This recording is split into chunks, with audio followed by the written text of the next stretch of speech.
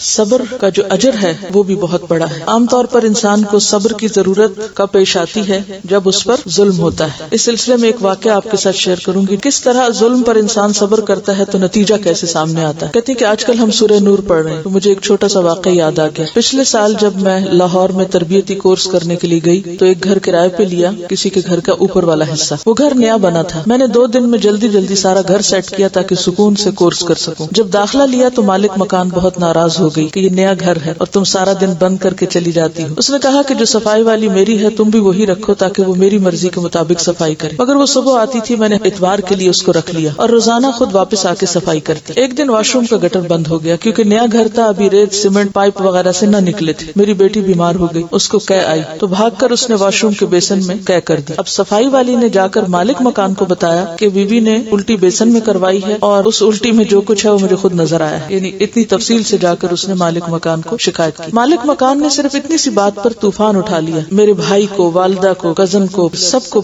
بلا کر کہنے لگی کہ یہ گھر بند کر کے چلی جاتی ہیں، گھر خراب ہو جائے گا. امی اور بھائی بھی مجھے سمجھانے لگے کہ خاتون بہت اعتراض کریں اور پھر وہی الٹی والی بات بھی بار بار مینشن کی گئی. لیکن میں صبر کر گئی، خاموش رہی کہ کیا جواب دوں. پھر ایک دن کالونی کی عورتوں نے مجھ سے کہا کہ آپ کی مالک مکان ہر جگہ کہتی پھر رہی ہے کہ میں نے اس کو گھر سے نکال دینا ہے. میری آنکھوں میں ایک دم آنسو آ گئے کہ اگر ان دنوں میں اس نے مجھے نکال دیا تو میرا کورس ڈسٹرب ہو جائے گا. میں نے کوئی بد دعا نہ کی، لیکن اپنے آپ کو حوصلہ دینے کے لیے ایک دم میرے دل میں یہ بات آئی کہ انسان کو تو اپنا بھی پتا نہیں کہ کب اللہ اس کو اس کے اپنے گھر سے نکال دے، مجھے کیا کوئی نکالے گا. اور صبر کر کے پھر اپنے کام میں لگ گئی. 2 دن بعد ان کے گھر کو تالا لگ گیا. صفائی والی روزانہ مجھے پوچھنے آتی کہ نیچے والی باجی کہاں ہے. 10 دن بعد جب تالا کھلا تو کسی نے مجھے بتایا کہ مالک مکان اور اس کی شادی شدہ بیٹی ہسپتال داخل رہی. خیر میں خبر لینے گئی. میں نے پوچھا کیا ہوا. کہنے لگی ہمیں تو خود سمجھ نہیں آ رہی، بیٹی کو کھانا کھاتے کھاتے ایسی قے آئی کہ بند ہی نہیں ہو رہی تھی، اور اپنی بیٹی کی یہ حالت دیکھ کر میں بلڈ پریشر کی مریض ہوں، میں بھی بے ہوش ہو گئی. دونوں ہسپتال کے کمرے میں 10 دن داخل رہی. میں نے مبارک دی اور کہا کہ کون سا مہینہ ہے. وہ کہنے لگی یہ حاملہ نہیں ہے. یعنی انہوں نے سمجھا کہ شاید اس کی شادی ہوئی ہے تو پریگنینسی کی وجہ سے یہ ہو رہا ہے. ڈاکٹر خود بھی پریشان تھی کہ یہ کس قسم کی قے ہے. سارا گلا چھل گیا اور کافی دن تک کھانا وانا بھی نہ کھا سکا. جب میری والدہ اور بھائی کو یہ قصہ معلوم ہوا تو مجھے کہنے لگے کہ آپ نے اس سے پوچھنا تھا کہ قے کس جگہ کروائی تھی. یعنی جب ان کو قے آ رہی تھی تو انہوں نے کہاں کی. اور جو سب مجھے برا کہتے تھے ان سب نے اپنی آنکھوں سے یہ سارا قصہ دیکھا اور حیران رہ گئے. میں نے مالک مکان پہ ظاہر بھی نہ کیا کہ مجھے کسی شکایت کا معلوم ہے اور نہ ہی کچھ جتلایا کہ کہاں میری باتیں کی گئی. الحمدللہ اللہ تعالیٰ نے خود ہی سب کو سمجھا دیا. میں نے صبر صرف اس لیے کیا تھا کہ میں قرآن پاک کی طالب علم ہوں. اگر میرے سے کوئی غلط بات منہ سے نکل گئی تو اسلام کا نام بدنام ہوگا کہ دین پڑھنے والے ایسے ہوتے. تو بات یہ ہے کہ